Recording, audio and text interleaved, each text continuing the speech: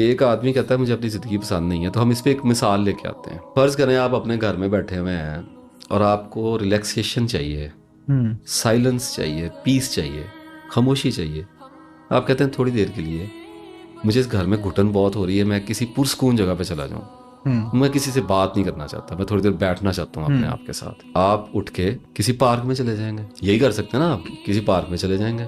तो आपने सबसे पहला काम ही क्या किया? पार्क में जाना बुरा नहीं है, एग्जाम्पल के तौर पर बता रहा हूँ। आप अपने घर की ज़िंदगी से भाग गए, वो ज़िंदगी आपको भागने नहीं देगी, दोबारा फिर वहीं आना दोबारा पड़ेगा। फिर वहीं आना है। लेकिन फिलहाल तो आप भाग गए, आप भाग के पार्क में आके बैठ गए। अब वहाँ पे आप साइलेंस की तलाश में बैठे थे, वहाँ दरख्तों के ऊपर कौवे बोलने शुरू हो गए हैं, कोई कौवा मरा हुआ है, वहाँ पे 500 कौवा इकट्ठा हो गया। अब आप सुकून के लिए आए थे, वहाँ पे नया तमाशा लगा हुआ है, आप कहाँ पे जाएंगे? तो मैंने बहुत लोगों से पूछा कि मुझे इस सवाल को हल करके दें कि आप ऐसी सूरत हाल में क्या करेंगे। आपको पता है मुझे लोगों ने क्या कहा? कुछ लोगों ने कहा जी हम कौवे उड़ा देंगे, कुछ लोगों ने कहा कि जी हम बर्दाश्त करेंगे। मैंने कहा जी अगर आप कौवे उड़ा देंगे तो आप सारी दुनिया के कौवे तो नहीं मार सकते। नहीं मार सकते, एक मारेंगे 1000 आ जाना है। अच्छा जी हम बर्दाश्त कर लेंगे।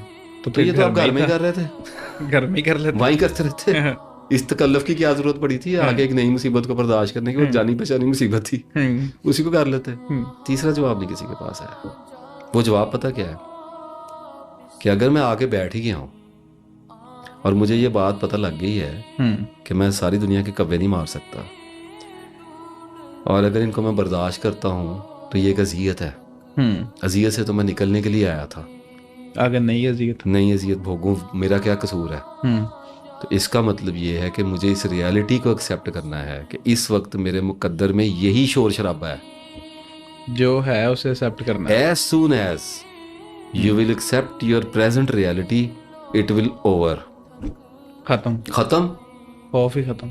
आपने मसले की जड़ी काट दी, कोई बात नहीं जी, ठीक है, फिलहाल यही चल रहा है, इसमें कौन से मसले वाली बात है? हाँ ज़्यादा से ज़्यादा ये कर सकते हैं कि उठ के चले जाएं, लेकिन इसमें डिप्रेशन वाली क्या बात है?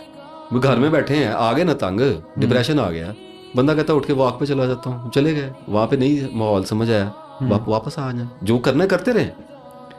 दिल करता है दोस्तों के पास जाके बैठ जाएं, गपशप लगाएं, जरा रिलैक्स हो जाएंगे। वहाँ गए, वहाँ पे एक दोस्त ने लड़ना शुरू कर दिया, बहस शुरू हो गई, वहाँ पे और ज़्यादा माइंड पे बोझ लेके वापस आ गए। तो इस सारी चीज़ में डिप्रेशन की रीज़न क्या है? ये लाइफ है।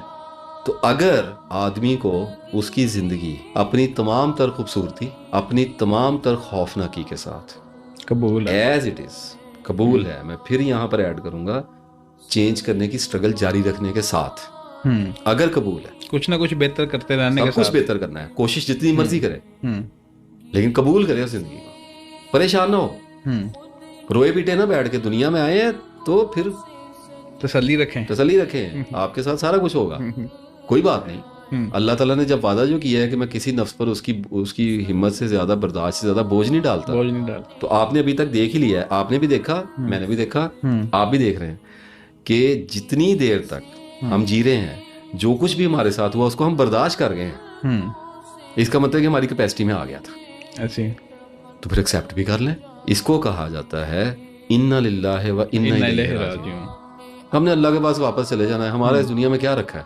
ठीक है, राहत आएगी तो रंज भी आ जाएगा, कोई नहीं चाहता, मैं आपकी बात से एग्री हूँ, गम कोई नहीं सहना चाहता, लेकिन उठाना पड़ता है। जब अल्लाह ताला की आजमाइश कदे में आए हैं तो फिर उसकी मर्जी का ही टेस्ट है। तो अगर आदमी एक्सेप्ट कर ले तो वो देखता है कि उसकी जिंदगी मुकम्मल तौर पे बदल गई है। नहीं तो इट्स मीन कि हमें जस्ट एक्सेप्ट करना है, जो भी बदलने का जो मफहूम समझा जाता है वो नहीं है, वो ये है जो मैंने आपके सामने बयान किया कि जिंदगी बदल गई, उसका पर्सपेक्टिव बदलता है, जिंदगी नहीं बदलती।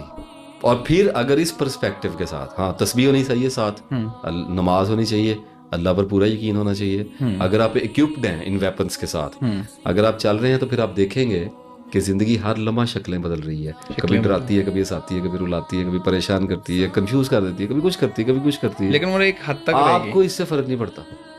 हाँ दबाव आता है, आप थोड़े से परेशान हो जाते हैं, दबाव चला जाता है, आप उसको छोड़ देते हैं, that's all and it continues. मतलब you play with the life, otherwise life will play with you, simple सी चीज है।